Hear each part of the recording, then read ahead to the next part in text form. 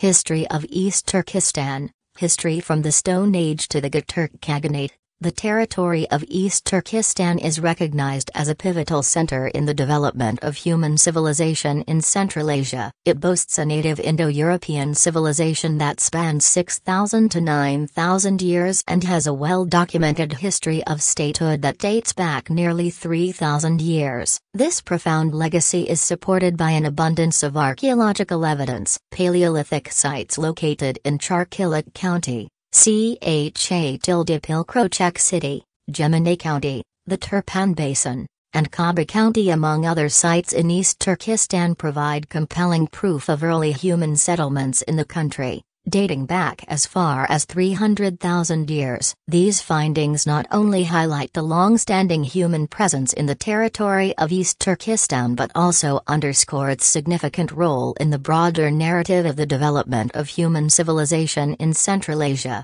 Table of Contents: The Stone Age, the Bronze Age, Ancient Mummies, Ancient City-States and Kingdoms, the Hun, Zhongnyo Empire, Hun-Sino War and Great Power Competition in Central Asia, Kushan Empire and Buddhist Kingdoms, Imperial Hephthalites, White Huns, and Avars, the Ka-Tilde-Pilkro-K-Turk Khaganate. The Stone Age. Archaeological research in East Turkestan has revealed a rich tapestry of human history dating back to the Stone Age. Early findings indicated the use of Paleolithic core, flakes, and evidence of fire use at several locations. A notable discovery was made in 1982 in Atush, East Turkestan, where archaeologists unearthed a petrified human skull. Known as the Atush Man, this skull from the late Paleolithic period is estimated to be between 17,000 and 10,000 years old. Further exploration in 2004 by a joint American-Chinese-Russian archaeological team led to the discovery of over 500 Paleolithic artifacts across 24 locations in East Turkestan. These sites included Kashgar,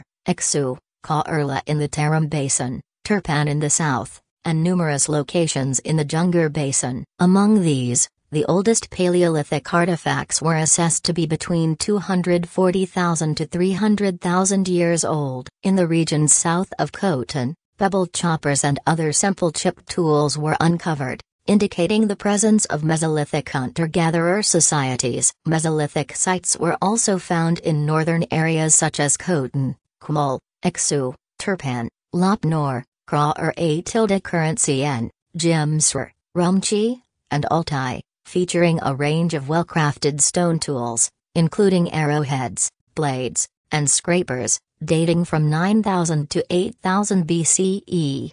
The Neolithic period, ranging from 10,000 BCE to 4500 BCE, is also well represented in East Turkestan. Numerous surface artifacts have been found across the country, both in the north and south. These findings include stable habitations, colored ceramics, and a diverse array of microliths and larger tools such as mortars and pestles. The first Neolithic artifacts in the country were discovered in Nia, East Turkestan, in 1904 by the Hungarian-born British archaeologist Toril Stein. These archaeological findings lend credence to Uyghur historian Muhammad Emin Bugra's assertion of a 9,000-year history for East Turkestan's Indo-European and Turkic peoples. They further illuminate the ancient communal societal life in East Turkestan, demonstrating the country's significant role in the broader narrative of human civilization development in Central Asia. The Bronze Age. East Turkestan's Bronze Age archaeology reveals migrations from western Central Asia and Siberia into the Uyghur Basin in northern East Turkestan. This era also shows that the country's bronze metallurgy predated that of China. During the 3rd millennium BCE, nomadic peoples in Central Eurasia began utilizing wheeled vehicles, such as heavy carts and later light war chariots, and incorporated bronze metallurgy extensively in their daily lives. These nomads, known historically as the Scythians, Sikas, are mentioned by Chinese historian Wan Lianqin. He refers to the ancestors of the modern Uyghurs as the Dingaling, Teal, and Goch, high carts, as users of heavy carts. Lianqin traces Uyghur history back to the 17th century BCE, approximately 3,800–3,900 years ago, while Uyghur historians claim their Indo-European and Hun-Turkic ancestors have resided in East Turkestan for 6,000–9,000 years. Bronze Age sites in East Turkestan, such as Tashkurgan Kra currency N, Alagu, Turpan, the Altai, and the Tengrita Mountains, both southern and northern, have yielded a variety of artifacts. These include woven fabrics, pottery, jewelry, figurines, farming implements, grains, and animal bones, indicating that animal husbandry was a vital part of life by the 2nd millennium BCE. Archaeological studies suggest interactions between the ancient peoples of East Turkestan and the Andronovo civilization of Western Central Asia.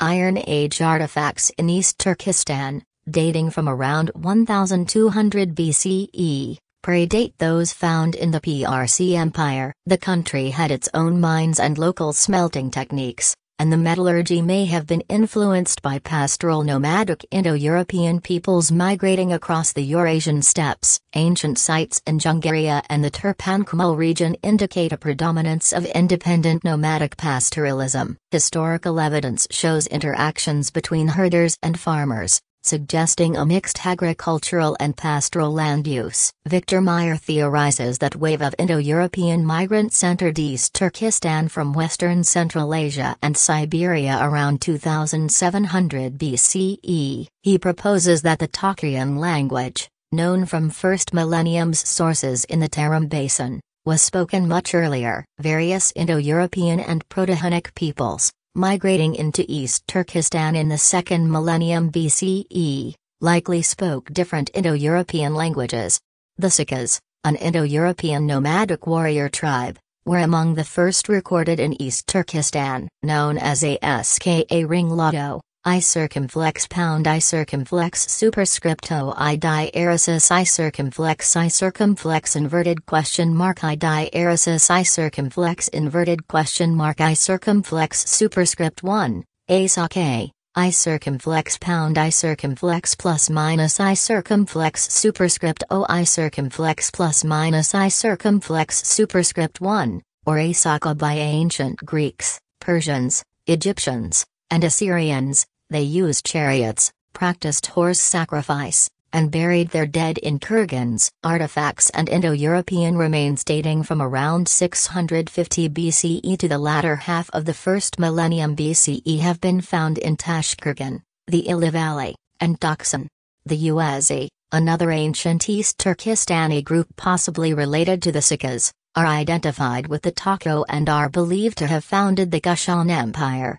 30 say 375s. Scholars like Mallory and Meyer link the Uazi to the Afanasvoslav grave culture in the Altai Mountains and the Yenisei River Basin, while A.K. Narine suggests they might have been native to the region around Dukhan in East Turkestan and the Kilian Mountains of Gansu. The arrival of newer Indo-Europeans from Western Central Asia introduced agrarian technologies and the ritual culture of sedentary society to the Tarim Basin. These migrations, coupled with influences from the northern steppes and Pamirs, shaped the Bronze Age culture of East Turkestan. By the late 1st millennium BCE, the Sikas, Scythians and Tocharian-speaking Indo-Europeans of East Turkestan were well documented in various historical accounts.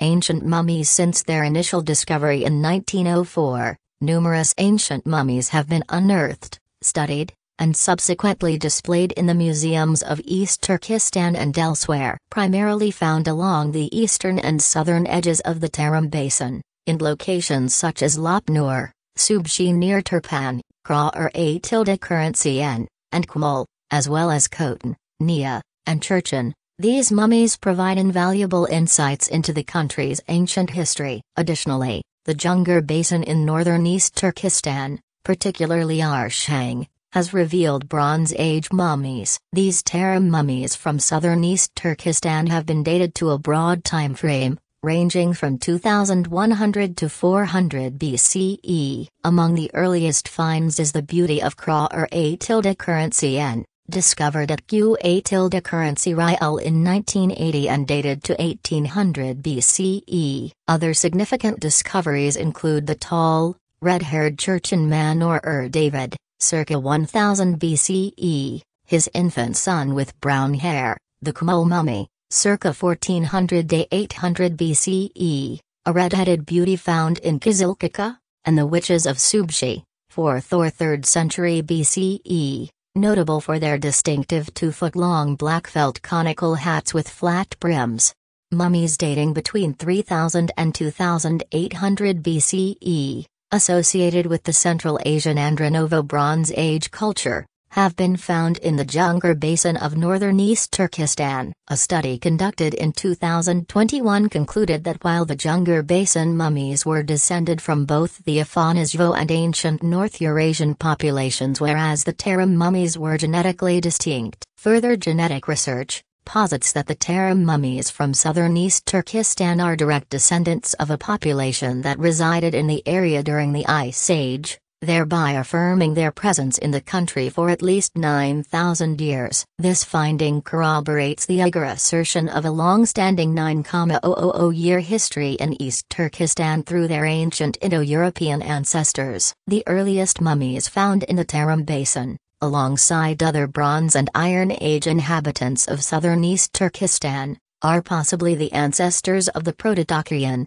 Saka, or Uazi peoples. In contrast, the Proto-Hun Turkic peoples' lineage may trace back to the mummies of the Jeminay Basin. These findings substantiate the historical presence of Indo-European and Hun Turkic peoples in East Turkestan. Modern East Turkestanis, identifying closely with these ancient mummies, perceive a direct ancestral connection, asserting a continuity of their unique and ancient heritage over the 6,000 to 9,000 years. Researchers emphasize that the modern East Turkestani Uyghur genetic makeup includes a mix of West Eurasian, South Asian, North Asia and Northeast Asian ancestries, with the Northeast Asian component aligning more closely with Hun's Mongols. This suggests a notable contribution from ancient Hun, Zhangnu, peoples to the Northeast Asian DNA of modern Uyghurs, Kazakhs, and Kyrgyz. The predominance of Western Eurasian, Indo-European, DNA is evident among Uyghurs in areas such as Atush, Kashgar, Yarkand, Khotan, Chechen, Ilagja, Aksu, Bortala, and Tarbagute. Conversely, the eastern regions of East Turkestan, like Turpan and Kumul, exhibit closer genetic ties to some Uyghur tribes that migrated from Mongolia and later intermingled with the native Indo-European and Hun Turkic populations.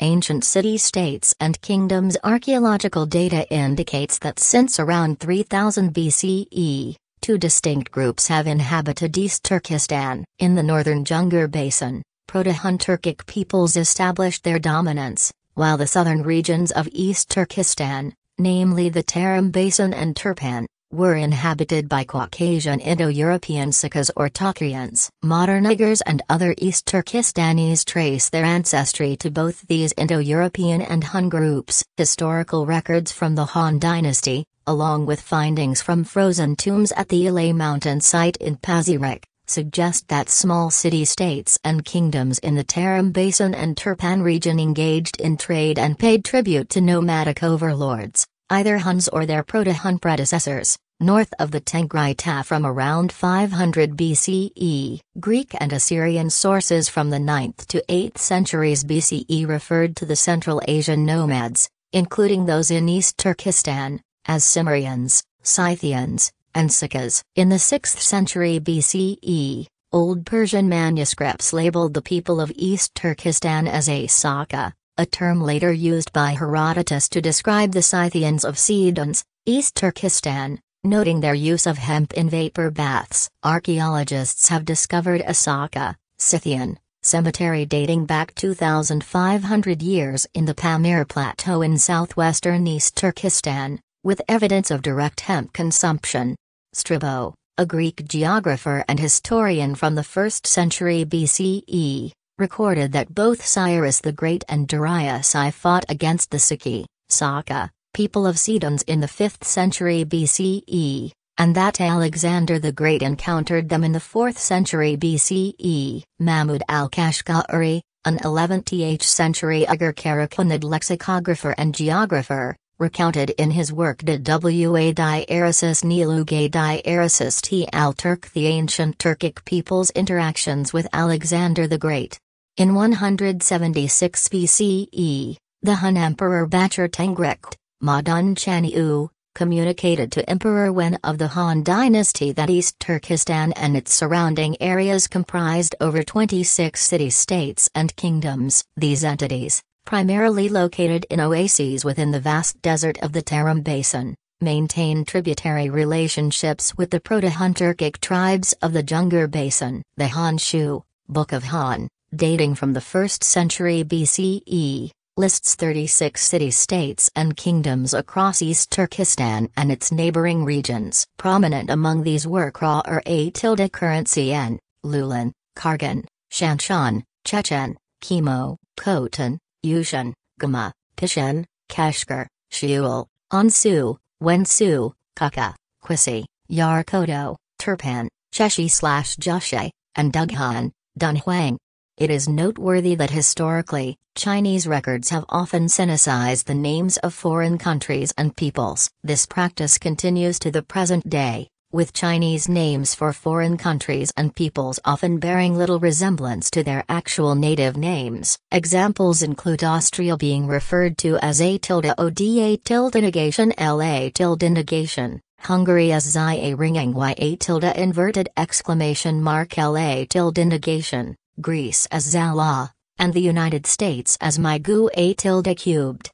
The Han, Xiongnu, Empire. The Huns, known as Xiongnu in Chinese sources, are believed to have been part of an Indo-European Scythian culture, closely related to the Pazyryk and Afanasyo cultures, 3508–2500 BCE, which immediately preceded their emergence in history. The earliest reference to the Huns by the Zhou states in China dates back to 457 BCE, where they were referred to as Hu, a generic term initially used for nomadic peoples prior to the Han dynasty but later became synonymous with the Huns. The Zongos, Annals of the Warring States, records that the Proto-Huns engaged in trade with the Chinese Zhou states, exchanging horses and furs. However, the expansion of the Zhou state Yan, Zhou, and Qina into the territories of the Proto-Hu, who were either nomadic or semi-nomadic, led to increased tensions. Historian D. Cosmo, 2002, suggests that the construction of the Great Wall by the Zhou states was a strategy to defend against nomadic peoples who were either displaced or became hostile due to Chinese military presence in these regions. The expansionism of the Chinese eventually provoked Han attacks, with a notable incident in 215 BCE when Emperor Qin Shi Huang ordered General Meng Tian to lead a massive army against the Ordos Han tribes.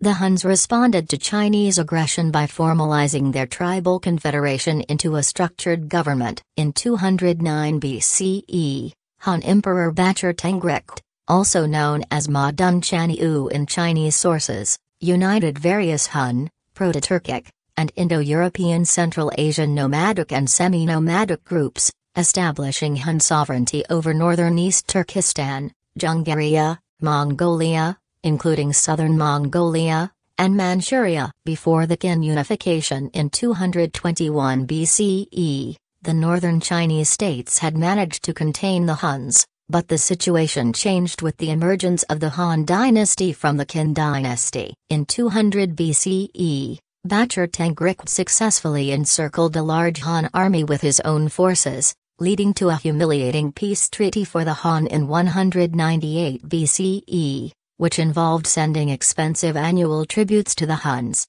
In 176 BCE, Han Emperor Bachar Tengricht asserted his empire's success in a proclamation, stating that they had conquered the Tocharians, Yuzi, Gra-A-N, Lulan, the Asun, Wushan, and 26 other states, integrating them into the Han Empire.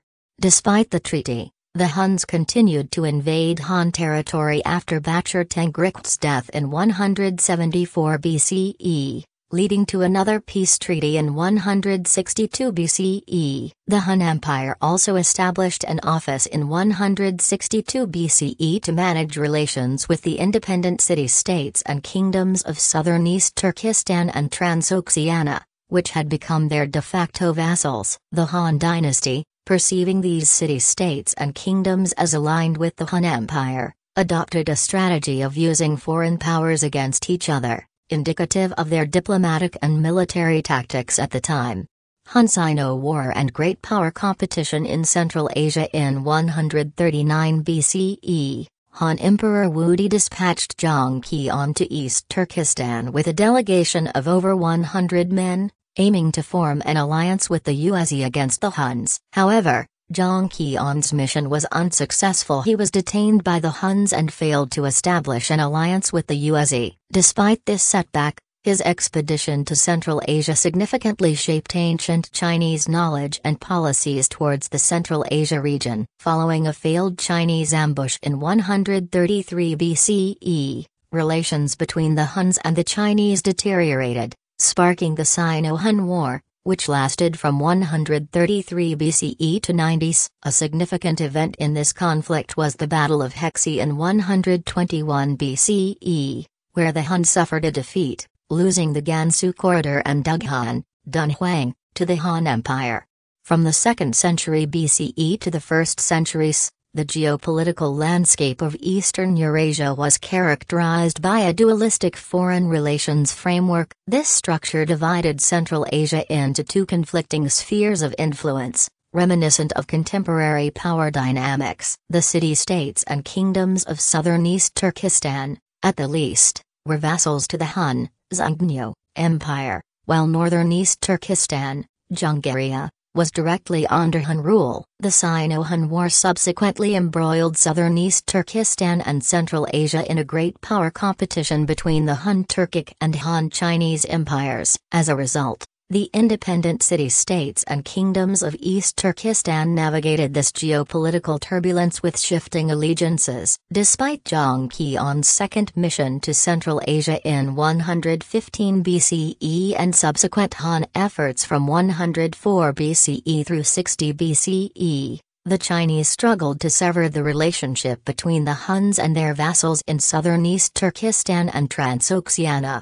In 60 BCE, the Han dynasty established the Zijufu, Western countries' protector general, office to manage relations and exert influence over the numerous independent kingdoms and city-states of southern East Turkestan and Central Asia. This office, similar to the Han Empire's diplomatic office in southern East Turkestan, worked to sway these entities from aligning with the Huns.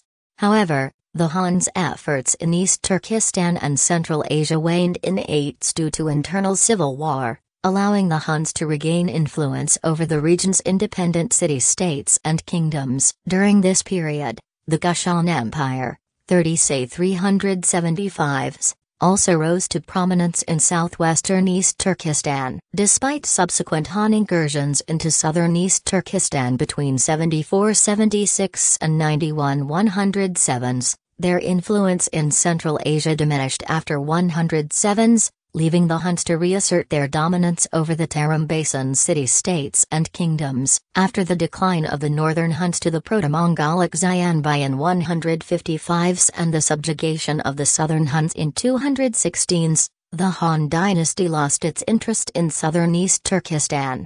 Throughout this era, the city-states and kingdoms of East Turkestan and Transoxiana, including prominent ones like the Kingdom of Kra or A-Currency, navigated the major geopolitical rivalry between the Han and Han empires. These entities frequently altered their alliances to maintain independence and sovereignty despite the strategic power competition. Notably, the diplomatic and military presence of the Han and Han empires in southern East Turkestan, such as the establishment of the Zijufu, should not be misconstrued as evidence of sovereignty. The Chinese government's current claims that temporary Han military farm garrisons, Tunshan, in East Turkestan signify permanent presence and sovereignty are historically unsubstantiated. These garrisons supported diplomatic and trade missions and occasional military operations but do not imply Han sovereignty over the region. Similarly, the Han dynasty's relationship with East Turkestan and the broader Central Asian region's city-states and kingdoms is analogous to the PRC's current relations with independent Central Asian republics. It is crucial to recognize that the presence of military bases and diplomatic missions by global powers in a foreign country does not equate to sovereignty claims. Contemporary Chinese assertions of ancient sovereignty over East Turkestan defy historical and diplomatic precedent and raise concerns about the implications of accepting such claims for international relations and territorial integrity. Kushan Empire and Buddhist kingdoms during the 1st and 2nd centuries. While the Hun and Han empires vied for control in Central Asia, the Tocharian, Yuezhi, people emerged as a formidable power in Turkestan, ancient Bactria, founding the Kushan Empire around 30s. By 90s, the Kushans had extended their influence to regions that are now known as Kashgar, Yarkand, and Khotan. Throughout the 1st to 4th centuries, the Kushan Empire exerted significant influence over the Indo-European city kingdoms in the southern and western sections of the Turpan Basin. It was under the Kushans that Buddhism was introduced to East Turkestan and Central Asia. Post the final Han expedition in 127s, as recorded in Chinese chronicles, China's engagement with East Turkestan and Central Asia was predominantly confined to diplomatic and trade delegations to the Chinese courts. The remnants of the Huns, Asun, and other proto-Turkic groups such as the Goch governed northern East Turkestan, Jungaria. Meanwhile, in the south, independent city-states and kingdoms thrived, some coming under the influence of the expanding Kushan Empire. The kingdoms of Kashgar, Khotan, Kaka, and Churchan emerged as prominent entities in the southern and western parts of the Turpan Basin. Other Indo-European Turpan Basin city-states and kingdoms, including Kra currency and Kargan, prospered as independent feudal entities, engaging in trade with the Kushan Empire, other Indo-European kingdoms, and the Chinese. This era witnessed a flourishing of Buddhism across the city-states and kingdoms of East Turkestan. By the late 3rd centuries, the kingdoms of Khotan and Kaka had established themselves as major Buddhist centers. In the mid-4th centuries, the Chinese mounted 2 invasions into East Turkestan, targeting the affluent city-states of the Turpan and Turpan Basin for tribute and loot. Upon completing their raids, they swiftly withdrew from East Turkestan, taking with them the Indian Kachin Buddhist monk Kumre Jiva. In China, Kumre Jiva was instrumental in translating Buddhist texts into Chinese and teaching disciples. During this same period, the Sogdians, later referred to as Asart, merchants, by Mahmud Kashgari in the 11th centuries, played a crucial role in facilitating trade and communication along the ancient Silk Road. The term Asart was later used by the Russians in the late 19th and early 20th centuries to describe the modern Uyghur merchants of East Turkestan's oasis cities. The Sogdian language became the lingua franca of the Silk Road, and the Sogdians established new cities throughout East Turkestan. While other Indo-European languages were present, the meticulous record-keeping by the Sogdians means that most manuscripts discovered from this era in East Turkestan are in the Sogdian language. Imperial Hephthalites, White Huns, and Avars during the 5th to 6th centuries, the Ak Hun, also known as the White Huns, emerged as a dominant power in East Turkestan. They were known as Hephthalites by the Greco-Romans, Aspetzian, White Hun, by the Persians, Asfatahuna by the Indians, and al-Hayla or al-At-K, Turks, by the Arabs. In the late 5th century, the Chinese chronicles referred to them as Yita-Ilitu, Yata, engaged in conflict with the Jash for control of the country. The Turkic Jash, also known as Tagreg or Haikarts, first appeared in Chinese records in 357s. The Wei issue, Book of Wei, described them as descendants of the Teal, who were also known to the Chinese as the Dingaling. The Dingaling were initially recorded in the 1st century BCE as a branch of the Huns. Following the collapse of the Hun Empire, the Jash emerged as a distinct group, with their western branch residing in Jungaria in northern East Turkestan and the eastern branch inhabiting Kangsu, Gansu, and southern Mongolia.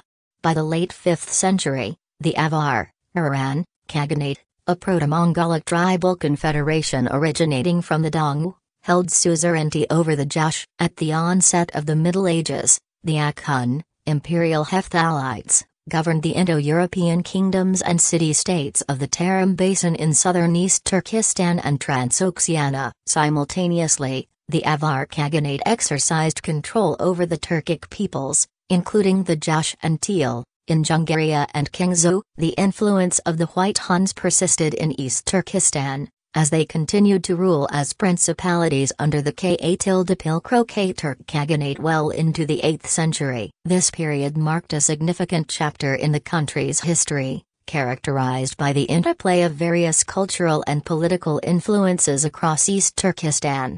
The Ka-Turk Khaganate in the 5th century, a Turkic group from the Altai Mountains in northern East Turkestan, rose against the Iran Khaganate, forming the Ka-Turk Khaganate in 551. At its zenith around 576, the Ka-Turk Khaganate's territory spanned across much of Central Asia, from the Black Sea to Manchuria. Known as Taju copyright C. Sedilla superscript A ring Zn in Chinese records. They were also referred to as Atwrk, Aturka, and Adrugu by the Sogdians, Takrians, and Tibetans, respectively, and as Aturkoi by the Persians and Eastern Romans. The rulers of the Ka-Turk Khaganate originated from the Asina/Azina/Ashina tribe, believed by some Chinese scholars to have descended from the Hun, Zhangnu, Confederation. However, Western historians like Hungarian linguist Andrei !SR have posited that the Ashina might have Indo-European origins, potentially descending from the Takrians, Saka, Orasan, Wushan tribes.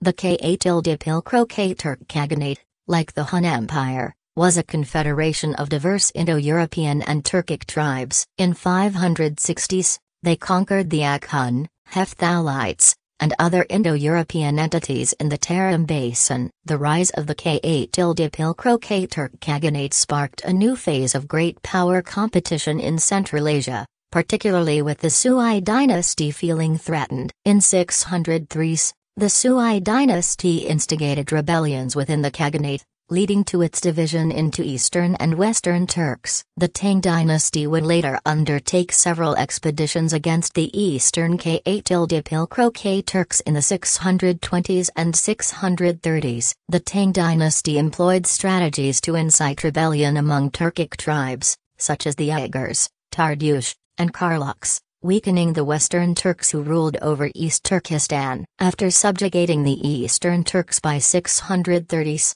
the Tang used their vassal tribes to conquer oases city-states in East Turkestan, forcing them to accept Tang suzerainty. In 640s, the Tang established the Protector General of Anxi office, mirroring the Han dynasty's approach to exert influence in the Central Asia.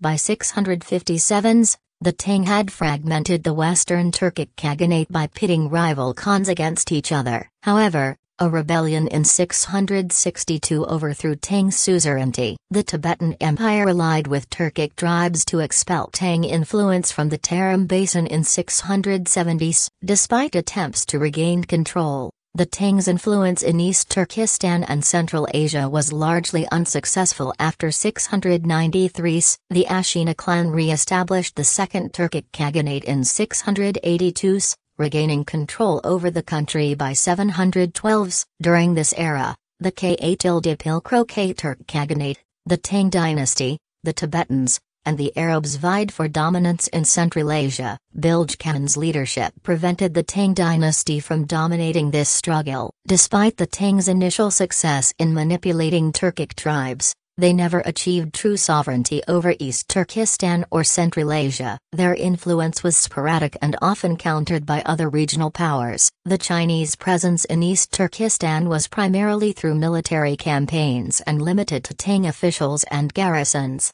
often staffed by Turkic soldiers and led by non-Chinese commanders. The Tang court itself displayed significant Central Asian and steppe influences. The defeat of Tang forces at the Battle of Tilas in 751 by a coalition of Tibetans, Turks, and Arabs marked the end of significant Chinese influence in Central Asia until the latter half of the 20th century, especially following the An Lushan rebellion in 755.